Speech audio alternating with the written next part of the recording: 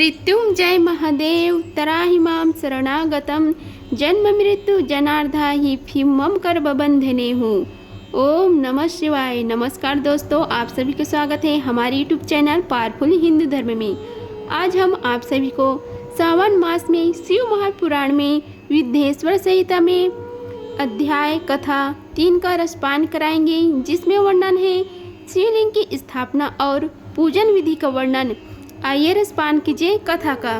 ऋषियों ने पूछा, हे सूत जी, शिवलिंग की स्थापना कैसे करना चाहिए तथा उसकी पूजा कैसे है, किस काल में तथा किस द्रव्य द्वारा करनी चाहिए। सूत जी ने कहा, हे महर्षियों, मैं तुम लोगों के लिए इस विषय का वर्णन करता हूँ, इसे ध्यान से सुनो और समझो। अनुकूल एवं शुभ समय में किसी पवित्र तीर्थ में नदी के तट पर ऐसी जगह पर शिवलिंग की स्थापना करनी चाहिए जहाँ रोज पूजन कर सके। पार्थिव द्रव्य से, जलमय द्रव्य से अथवा तेजस द्रव्य से पूजन करने से उपासक को पूजन का पूरा फल प्राप्त होता है। शुभ लक्षणों में पूजा करने पर यह तुरंत फल देने वाला है। चल प्रतिष्ठा के लिए छोटा शिवलिंग श्रेष्ठ माना जाता है। अचल प्रतिष्ठा हेतु बड़ा शिवलिंग अच्छा रहता है। शिवलिंग की पीठ सहित स्थापना करनी चाहिए। शिवलिंग की पीठ गोल, चौकोर, त्रिकोण अथवा खाट के पाए की भांति ऊपर नीचे मोटा और बीच में पतला होना चाहिए। ऐसा लिंग पीठ महान फल देने वाला होता है। पहले मिट्टी अथवा लोहे से शिवलिंग का निर्माण करना चाहिए। जिस द्रव्य से लिंग का निर्माण हो उसी से उसका पीठ बनाना चाहिए। यही चल प्रतिष्ठा वाले शिवलिंग की विशेषता है। चल प्रतिष्ठा वाले शिवलिंग में लिंग और प्रतिष्ठा एक ही तत्व से बननी चाहिए। लिंग की लंबाई स्थापना करने वाले मनुष्य के 12 अंगुल के बराबर होनी चाहिए। इससे कम होने पर फल भी कम प्राप्त होता है, परंतु 12 अंगुल से लंबाई अधिक भी हो सकती है। चल लिंग में लंबाई स्थापना करने वाले के 1 अंगुल के बराबर होनी चाहिए, उससे कम नहीं। यजमान को चाहिए कि पहले वह शिल्प शास्त्र के अनुसार देवालय बनाए तथा उसमें सभी देवगणों की मूर्ति स्थापित करें। देवालय का गर्भगृह सुंदर, सुदृढ़ और स्वच्छ होनी चाहिए। उसमें पूर्व और पश्चिम में 2 मुख्य द्वार हो जहां शिवलिंग की स्थापना करनी हो।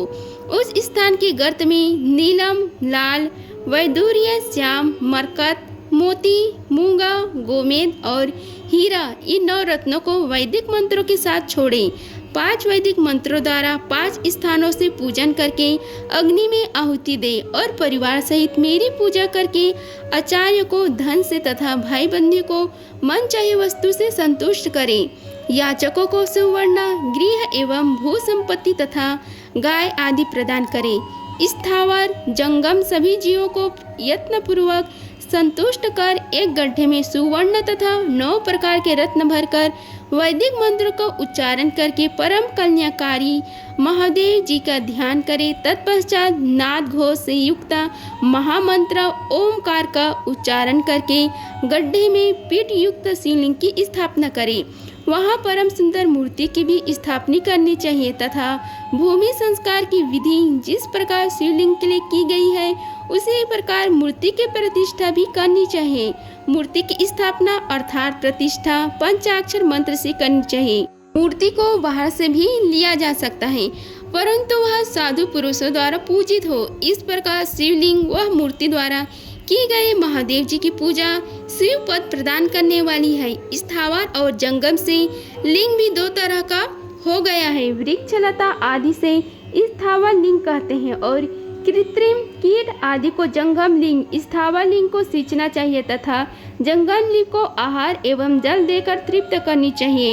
यो चराचर जीवों को भगवान शंकर का प्रतीक मानकर उनका पूजन करना चाहिए।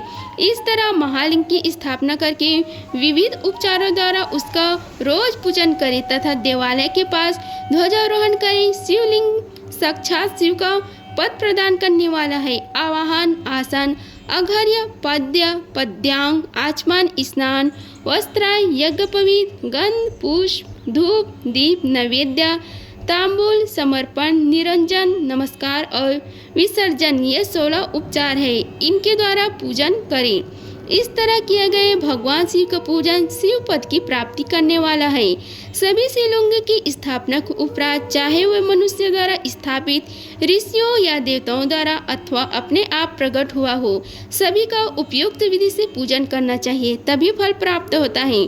उसकी परिक्रमा और नमस्कार करने से शिव पद की प्राप्ति होती है। शिवलिंग का नियम पूर्वक दर्शन भी कल्याणकारी होता है। मिट्टी, आटा, गाय के गोबर, फूल, कनेर, पुष्प, फल, गुड़, मक्खन, भस्म अथवा अन्न से शिवलिंग बनाकर प्रतिदिन पूजन करें तथा प्रतिदिन 10,000 प्रणव मंत्रों को जाप करें अथवा दोनों संध्याओं के समय 1 सहस्त्र प्रणव मंत्रों का जाप करें। इससे भी शिव पद की प्राप्ति होती है। जप काल में प्रणव मंत्र का उच्चारण मन की शुद्धि करता है। नाद और बिंदु से युक्त ओमकार को कुछ विद्वान समान प्रणव कहते हैं। प्रतिदिन 10,000 पंचाक्षर मंत्र का जाप अथवा दोनों संधियों को 1 सहस्त्र मंत्र का जाप शिव पद की प्राप्ति करने वाला है। सभी ब्राह्मणों के लिए प्रणव से युक्त पंचाक्षर मंत्र अति फलदायक है। कलश से किया गया स्नान, मंत्र की दीक्षा, मातृकाओं का न्यास, सत्य से पवित्र अंतःकरण, ब्राह्मण तथा ज्ञानी गुरु सभी को उत्तम माना गया है। पंचाक्षर मंत्र का 5 करोड़ जाप करने से मनुष्य भगवान शिव के समान हो जाता है। 1, 2, 3 अथवा 4 करोड़ जाप करके मनुष्य क्रमशः ब्रह्मा, विष्णु, रुद्र तथा महेश्वर का पद प्राप्त कर लेता है। यदि 1000 दिनों तक प्रतिदिन 1 सहस्त्र जाप पंचाक्षर मंत्रों को किया जाए और प्रतिदिन ब्राह्मण को भोजन कराया जाए तो इससे अभिष्ट कार्य की सिद्धि होती है। ब्राह्मण को प्रतिदिन प्रातःकाल 1008 बार गायत्री मंत्र का जाप करनी चाहिए, क्योंकि गायत्री मंत्र शिव पद की प्राप्ति कराता है।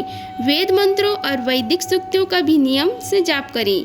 अन्य मंत्रों से जितने अक्षर हैं उनके उतने ही लाख जाप करें। इस प्रकार यथाशक्ति जाप करने वाला मनुष्य मोक्ष प्राप्त करता है। अपनी पसंद से कोई एक मंत्र अपनाकर प्रतिदिन उसका जाप करें अथवा ओम का नित्य 1 सहस्त्र जाप करें। ऐसा करने से संपूर्ण मनोरथ की सिद्धि होती है। जो मनुष्य भगवान शिव के लिए फुलवाड़ी या बगीचा लगाता है तथा शिव मंदिर में झाड़ने बुहारने का सेवा कार्य करता है, ऐसे शिव भक्त को पूर्ण कर्म की प्राप्ति होती है तथा अंत समय में भगवान शिव उसे मोक्ष प्रदान करते हैं। काशी में निवास करने से भी योग और मोक्ष की प्राप्ति होती है। इसलिए अमरण भगवान शिव के क्षेत्र में निवास करना चाहिए। उस क्षेत्र में स्थित बावड़ी, तालाब, कुआं और पोखर को शिवलिंग समझकर वहां स्नान, दान और जाप करके मनुष्य भगवान शिव को प्राप्त कर लेते हैं। जो मनुष्य शिव के क्षेत्र में अपने किसी मृत संबंधी का दाह, दशाह, मानसिक श्राद्ध अथवा वार्षिक श्राद्ध करता है अथवा अपने पितरों को पिंड देता है, वह तत्काल सभी पापों से मुक्त हो जाता है और अंत में शिव पद को प्राप्त करता है। लोक में अपने वर्ण के अनुसार आचरण करने व सदाचार का पालन करने से शिव की प्राप्ति होती है। निष्काम भाव से किया गया कार्य अभीष्ट फल देने वाला एवं शिव पद प्रदान करने वाला होता है। दिन के प्रातः, मध्याह्न और संयम 3 विभाग होते हैं। इसमें सभी को एक एक प्रकार के कर्म का प्रतिपादन करनी चाहिए।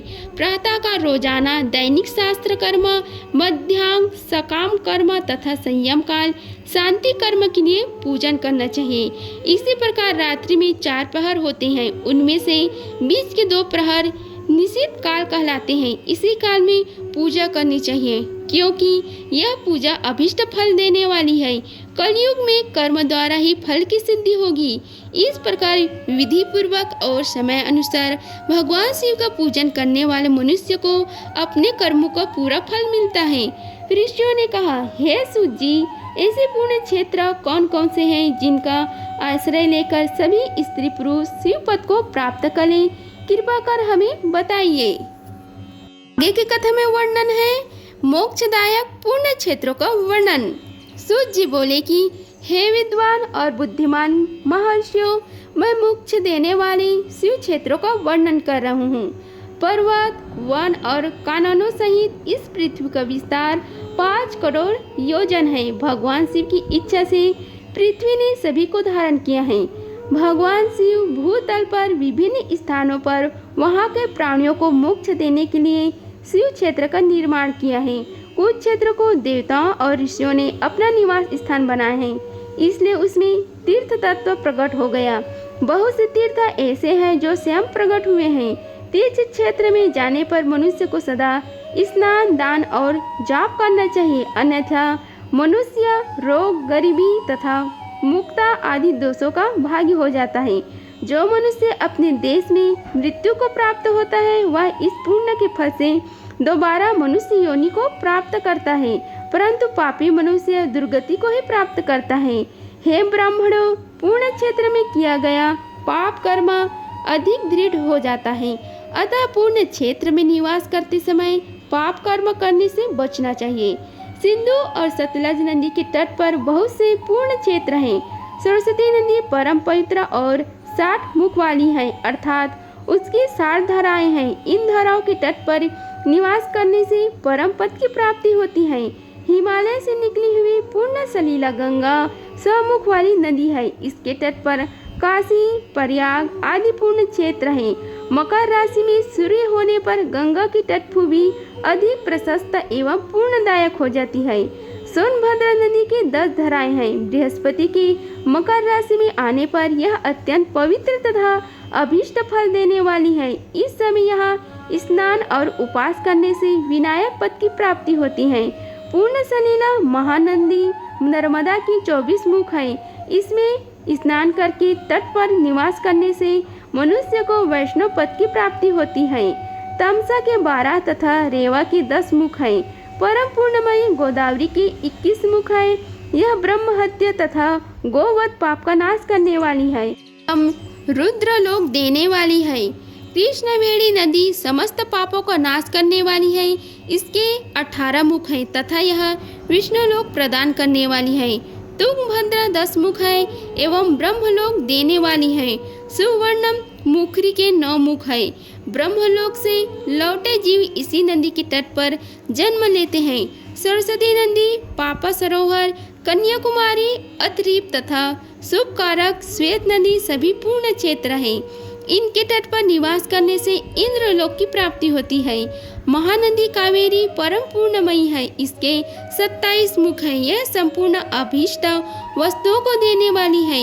इसके तट पर ब्रह्मा विष्णु का पद देने वाले हैं। कावेरी के जो तट सब क्षेत्र के अंतर्गत है वे अभीष्ट फल तथा श्रीलोक प्रदान करने वाले हैं। नभिश्रण्य तथा बद्रिकाश्रम में सूर्य और बृहस्पति के मेष राशि में आने पर स्नान और पूजन करने से ब्रह्मलोक की प्राप्ति होती है। सिंह और कर्क राशि में सूर्य के संक्रांति होने पर सिंधु नदी में किया गया स्नान तथा केदार तीर्थ के जल का पान एवं स्नान ज्ञानदायक माना जाता है। बृहस्पति की सिंह राशि में स्थित होने पर भाद्र मास में गोदावरी के जल में स्नान करने से शिवलोक की प्राप्ति होती है। ऐसा स्वयं भगवान शिव ने कहा था। सूर्य और बृहस्पति के कन्या राशि में स्थित होने पर यमुना और सोनभद्र में स्नान से धर्मराज और गणेश लोक में महान भोग की प्राप्ति होती है। ऐसी महर्षियों की मान्यता है। सूर्य और बृहस्पति के तुला राशि में होने पर कावेरी नदी में स्नान करने से भगवान विष्णु के वचन की महिमा से अभीष्ट फल की प्राप्ति होती है। मार्गशीर्ष माह में सूर्य और बृहस्पति के वृश्चिक राशि में आने पर नर्मदा में स्नान करने से विष्णु पद की प्राप्ति होती है। सूर्य और बृहस्पति के धनु राशि में होने पर सुवर्ण मुखरी नदी में किया गया स्नान शिवलोक प्रदान करने वाला है। मकर राशि में सूर्य और बृहस्पति के माघ मास में होने पर गंगा जी में किया गया स्नान शिवलोक प्रदान करने वाला है। शिवलोक के पश्चात ब्रह्म और विष्णु के स्थानों में सुख भोग कर अंत में मनुष्य को ज्ञान की प्राप्ति होती है। माघ मास में सूर्य के कुंभ राशि में होने पर फाल्गुन मास में गंगा तट पर किया गया श्राद्ध, पिंडदान अथवा तिलोदक दान पिता और नाना दोनों कुलों के पितरों की अनेकों पीढ़ियों को उद्धार करने वाला है। गंगा व कावेरी नदी का आश्रय लेकर तीर्थवास करने से पाप का नाश हो जाता है। ताम्रपर्णी और वेगवती नदियाँ ब्रह्मलोक की प्राप्ति रूप फल देने वाली है। इनके तट पर स्वर्गदायक क्षेत्र हैं। इन नदियों के मध्य में बहुत से पूर्ण क्षेत्र हैं। यहाँ निवास करने वाले मनुष्य अभीष्ट फल का भागी होता है। सदाचार, उत्तम वृत्ति तथा सद्भावना के साथ मन में दया भाव रखते हुए विद्वान पुरुष को तीर्थ में निवास करनी चाहिए, अन्यथा उसे फल की प्राप्ति नहीं मिलता। पूर्ण क्षेत्र में जीवन बिताने का निश्चय करने पर तथा वास करने पर पहले के सारा पाप तत्काल नष्ट हो जाएगा, क्योंकि पूर्ण को ऐश्वर्यदायक कहा जाता है। ब्राह्मणों, तीर्थ में वास करने पर उत्पन्न पूर्ण कायिक, वाचिक और मानसिक सभी पापों को नाश कर देता है। तीर्थ में किया गया मानसिक पाप कई कल्पों तक पीछा नहीं छोड़ता, यह केवल ध्यान से ही नष्ट होता है। वाचिक पाप जब से तथा कायिक पाप शरीर को सुखाने जैसे कठोर तप से नष्ट होता है। अतः सुख चाहने वाले पुरुष को देवताओं की पूजा करते हुए और ब्राह्मणों को दान देते हुए पापों से बचकर ही तीर्थ में निवास करनी चाहिए। अगर आप सभी को हमारी वीडियो पसंद आई होगी तो वीडियो को लाइक कीजिए, चैनल को सब्सक्राइब कीजिए और कमेंट बॉक्स में ओम नमः शिवाय लिखिए। धन्यवाद। मिलते हैं अगले वीडियो में, तब तक के लिए हर हर महादेव।